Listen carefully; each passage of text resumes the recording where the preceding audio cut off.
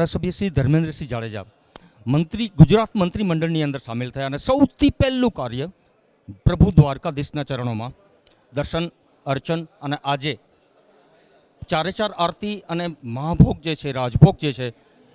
એમના પરિવાર તરફથી અર્પણ કર્યો. આપણી સાથે જે ધર્મેન્દ્રસિંહ જાડેજા એમને પૂછશું, સર સૌથી પહેલું કાર્ય તો દ્વારકાધીશના દર્શન તો થયા, પણ એક મોટી જવાબદારી છે, લોકસભાની ચૂંટણી પણ આવે છે, બધું કાર્ય છે જ, તેમ છતાં દ્વારકાનો વિકાસ ખૂબ દ્વારકા આગળ વધી રહ્યું છે. કેવી રીતના કરશો અને આગળ જે જવાબદારીઓ છે એને કેવી રીતના પૂરી કરશો? ખાસ તો આજે મંત્રીમંડળમાં સ્થાન પામ્યું, સીધું આચારસંહિતા આવી ગઈ છે, પણ દ્વારકાધીશના આશીર્વાદ લેવા માટે ખાસ આવ્યો છું કે સારા કાર્ય મારા દ્વારા નેતૃત્વમાં થઈ શકે, લોકોની સેવા હું કરી શકું અને દેશ જે રીતનો આગળ હાલી રહ્યો છે નરેન્દ્રભાઈ મોદીના વડપણ હેઠળ, દેશના આપણા વડાપ્રધાન, રાષ્ટ્રીય પ્રમુખ ભારતીય જનતા પાર્ટી અમિતભાઈ શાહ, ગુજરાતના મુખ્યમંત્રી વિજયભાઈ રૂપાણી, ડેપ્યુટી મુખ્યમંત્રી નીતિનભાઈ પટેલ અને ભારતીય જનતા પાર્ટીના પ્રમુખ જીતુભાઈ વાઘાણી, રાજ્ય અને દેશનો જે રીતનો વિકાસની રાજનીતિ ઉપર સમગ્ર દેશ આગળ હાલી રહ્યો છે, ગુજરાતમાં 5-5 ટર્મથી જ્યારે ભારતીય જનતા પાર્ટીની સરકાર હોય ત્યારે માત્ર વિકાસ એક જ લક્ષ્ય ભારતીય જનતા પાર્ટીનું હોય છે, ત્યારે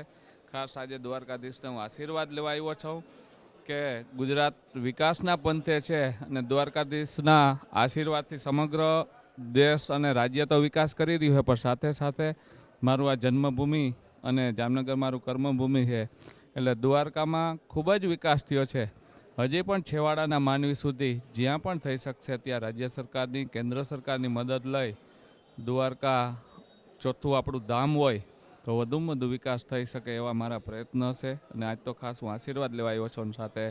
નગરપાલિકાના પ્રમુખ, તાલુકા પંચાયત પ્રમુખ, ભારતીય જનતા પાર્ટીના પ્રમુખ, ચેમ્બર અને રાજપૂત સમાજ દરેક સંસ્થા આજે જ્યારે મારું સન્માન કર્યું ત્યારે મારી વિશેષ જવાબદારી છે કે દ્વારકામાં વધુમાં વધુ કાર્ય હું કરી શકું અને આ બધા લોકોને સાથે રાખી અને ઉપયોગી થઈ શકું એવા મારા પ્રયત્ન હશે.